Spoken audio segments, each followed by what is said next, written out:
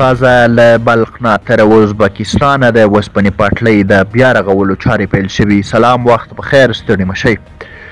د بلخ ولایت له مزار شریف ښار څخه تر ازبکستان هیواد پورې د اوسپنې پټلۍ د بیا رغولو چارې پیل شوي دي. د اوسپنې پټلۍ ملي اداري او مالي مرستیال وایي چې یاده اداره تل کوښښ کوي چې دې ته ورته نورې پروژې هم پلی کړي.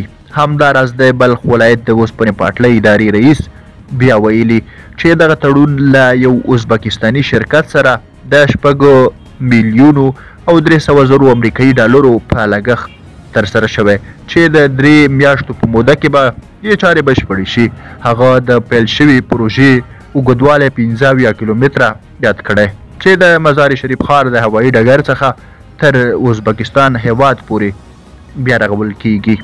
درنو لیدونکو، له ملتیا مو مننه.